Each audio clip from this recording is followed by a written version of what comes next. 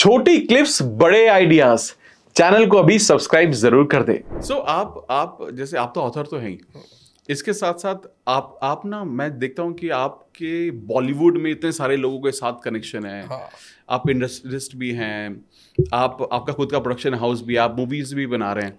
तो ये पैशन आपका एग्जैक्टली क्या है? आप बुक राइटिंग हमेशा से करना चाहते थे या पैशन आपका उस तरफ ज्यादा? भाई बुक राइटिंग करना नहीं चाहता था, बट जब से मैंने आफ्टर कोविड वीडियोस बनाना शुरू किया और हम कम्युनिटी रन करते थे, तो मुझे नए लोगों से मिलने में मज़ा भी आता है। और एक चीज़ देखने को मिली कि हर आदमी के सपने हैं और सब कोई हमारे जैसे ही है। हाँ, सही। बट ऐसा क्या कारण है कि बहुत से लोग वो चीज़ें कर भी नहीं पा रहे हैं? सक्सेस फेलियर तो बात की बात है, पॉइंट ये होता है कि आप वो कर रहे हैं या नहीं कर रहे हैं, आप अपने सपनों के प्रति वो एफर्ट भी दे रहे हैं या नहीं दे रहे हैं। तो क्या चीज़ें उनको रोकती है? क्या नॉलेज नहीं है हमको, या कहीं हम भटक तो नहीं रहे, उसके कारण क्या है?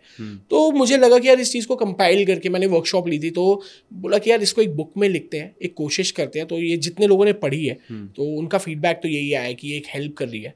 तो उस तरीके से फिर चीज़ें शुरू की, और बाकी चीज़ें जो है वो पैशन है मेरा, तो मैं उसको भी इस तरीके से कर रहा हूँ कि वो बिल्कुल प्रोफेशनली लगे। अच्छा, ओके। या good, very good, because I keep seeing your post, मैं बड़ा इंस्पायर होता हूँ। Thank you so much. तो मतलब मुझे ऐसा लगता नहीं कि बॉलीवुड में ऐसा कौन है जिसको आप नहीं जानते हो, आप सभी नहीं को जानते है हो। तो ऐसे बहुत, मैं मिला सबसे हूँ, मैंने देखा सबसे है, बहुत से लोगों को जानता हूँ, बहुत से लोग प्यार करते हैं, उनसे सीखने को बहुत कुछ मिलता है भाई। मतलब बाकी सब इंडस्ट्री एक अलग होती है, वो इंडस्ट्री ना बहुत अलग है। उसमें बने रहने के लिए ना बहुत चीज़ें करनी पड़ती है। वहाँ पे क्रिएटिविटी अनदर लेवल है, वहाँ पे टैलेंट बहुत ज़्यादा है, मेहनत अलग है। तो जब आप उन लोगों से मिलते हो ना, तो आप चार्ज हो जाते हो, आप अपनी ज़िंदगी में जो करना चाह रहे हो। तो वो मेरा एक फ्यूल स्टेशन है, मतलब बॉलीवुड के जो लोग हैं।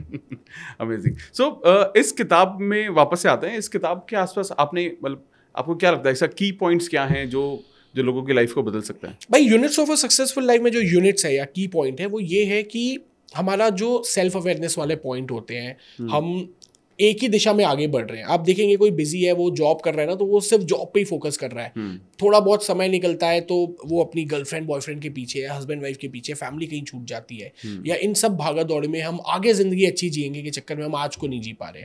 तो मुझे ऐसे लगता है कि यार एक सक्सेसफुल लाइफ या हेल्दी हैप्पी लाइफ तब होगी जब आप बैलेंस बना के चलेंगे। आप सिर्फ एक ही चीज में प्रोग्रेस करते जाएंगे तो आपकी ग्रोथ होगी, बट सक्सेस तब होगा जब आपके हर पैरामीटर पे आप ग्रो करते चलोगे।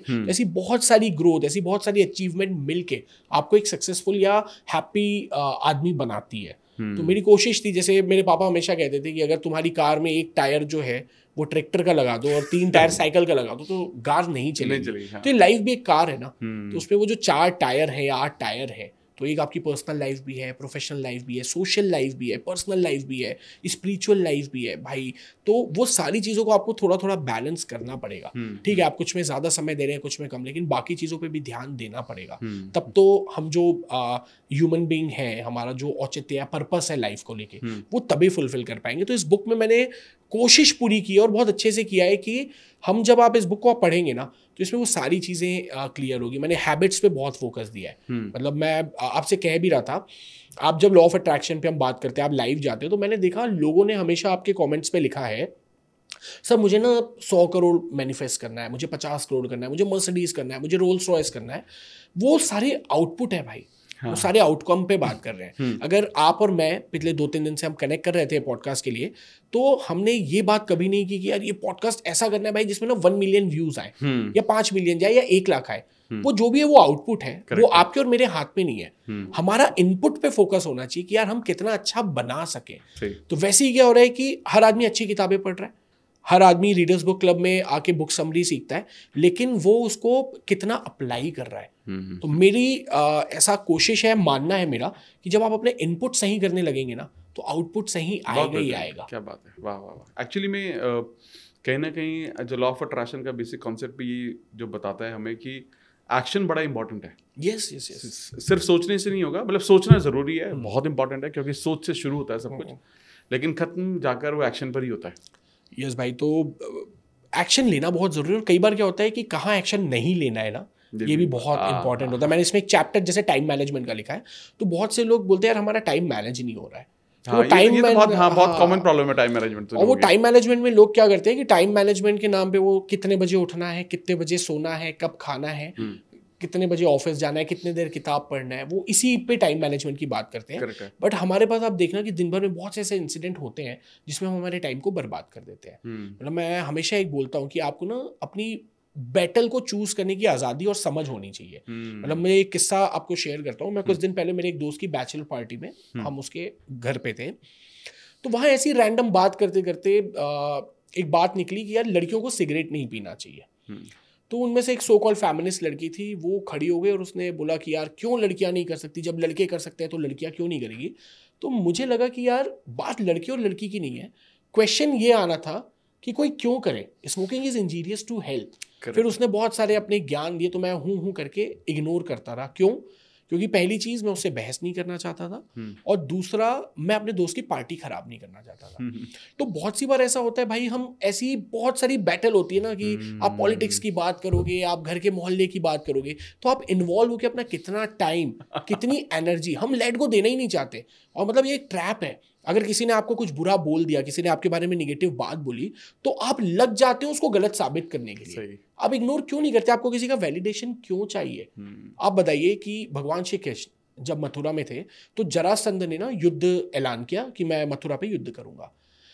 अब उस समय मथुरा की सेना बहुत कम थी, तो भगवान श्री कृष्ण ने क्या किया, उनके युद्ध के पहले ही वो मथुरा छोड़ के भाग गए और उन्हें द्वारका में अपनी पूरी नई नगरी बसाई। इसीलिए भगवान श्री कृष्ण को रणछोड़ कहा जाता है कि वो रण छोड़ के भागे। लेकिन बाद में ये वही कृष्ण थे जिन्होंने विश्व का सबसे बड़ा युद्ध महाभारत बिना शस्त्र उठाए जिताया। तो वहां पे कृष्ण जी ने क्या चूज किया कि मुझे कहां पे लड़ना है और कहां पे नहीं लड़ना है। सो इट्स वेरी इंपॉर्टेंट कि आपको पता तो है you what to do, but आपको ये भी पता होना चाहिए व्हाट नॉट टू डू। और उसी श्री कृष्ण ने भीम के हाथों बाद में जरासंध का वध कराया। That means patience. बहुत सी बार हम मैनिफेस्टेशन में सोचते रहते हैं ना कि यार अब तक आई नहीं है, ये चीज़ें काम नहीं करती, छोड़ दो। आपको सही वक्त का इंतजार करना पड़ेगा। और जब आप आउटपुट पे उतना ज़्यादा फोकस ना करके, आपको पता होना चाहिए कि मुझे ये कार चाहिए, मुझे इतना पैसा चाहिए, मुझे दुनिया घूमना है, लेकिन आपका ये एक बार विजुलाइज किया, आपने फोकस किया, वो ध्यान में है, लेकिन जब आप उसको पाने के लिए कितनी मेहनत करना है, उस इनपुट पे जब आप ध्यान देने लग जाते हो, वर्किंग करने लग जाते हो ना, तो भाई वो आउटपुट ना 2x 5x 10x अचीव करना ना फास्ट हो जाता है। ये तो बहुत, मतलब मैं आपकी बात से 100% एग्री करता हूँ, क्योंकि कहीं ना कहीं यही तो हो रहा है। yes. लोग जो टाइम मैनेजमेंट के बारे में बात कर रहे हैं, वो बात करें कि क्या करना है, क्या नहीं करना है, इसमें तो कोई फोकस ही नहीं कर रहा है। वो अपनी बैटल हमें चूज करनी आनी चाहिए कि कहाँ एनर्जी डालनी है। या इट्स वेरी इंपॉर्टेंट। क्योंकि हम लॉ ऑफ अट्रैक्शन में जब बात करते हैं तो तब भी बार बार ये बोलते हैं ना, भैया जहाँ एनर्जी दोगे वो ग्रो करेगा। तो आप सही जगह एनर्जी दो, बेटर है कि गलत जगह से एनर्जी निकालो और सही जगह एनर्जी दो। हाँ, मतलब मेरी एक आंटी है, वो हमेशा क्या होता था कि भगवान के सामने ना रोती बहुत थी। अच्छा। कि यार मतलब भगवान पैसा और दे दे, मेरे बेटे को सद्बुद्धि दे दे, मेरा बेटा नालायक है, उसको ठीक कर दे, ये वो। अच्छा। तो मुझे ऐसा लगता था कि भगवान जो एक एंटाइटी है, वो एक पावर है, और भगवान को सिर्फ एक ही चीज आती है। भगवान ना मतलब वो सिर्फ बोलता है तथास्तु, कि तुम जो मांग रहे हो। तो आप जब भगवान के सामने हमेशा मांगते रहोगे, रोते रहोगे ना, तो भगवान को लगता है यार इसको ना इस चीज में मजा आ रहा है। जब आप बचपन में माँ बाप के साथ खेलते हो तो आप कोई चीज बार बार करते हो तो माँ बाप को लगता है इसमें मजा आ रहा है, तो माँ बाप आपको वही करने देते हैं कि एंगेज रहे। तो आप भगवान को वैसा देखो, तो भगवान बोलता है यार इसको मैं बड़ी कार नहीं देता, बड़ी कार दूंगा तो ये वो करना छोड़ देगा, तो इसको मजा कैसे आएगा। तो जब आप ग्रेटफुल हो जाते हो, जब आप थैंकफुल हो जाते हो, तो वो चीजें ना चेंज होने लगती है। तो आप जो कहोगे, जैसा करोगे, तो उसका तो काम ही है तथास्तु तथास्तु तथास्तु कहना। तो आप जैसे ना, मतलब जैसे जो आपने बात बोली, ये कहीं ना कहीं मैं बहुत ज़्यादा मानता हूँ, क्योंकि क्या होता है कि भगवान वही देगा आपको जो मांग रहे हो। और yes. और मांगने का जो बेस्ट तरीका होता है वो आप अपने इमोशन से मांगते हो। yes. ठीक है, जो आप अपने इमोशन एक्सप्रेस कर रहे हो, उनको लग रहा है वही चाहिए उसको। तो ये बहुत सही चीज़ है। तो लोगों को ध्यान रखना चाहिए, think before you actually you ask what you are asking basically। तो ये बहुत अच्छा पार्ट है।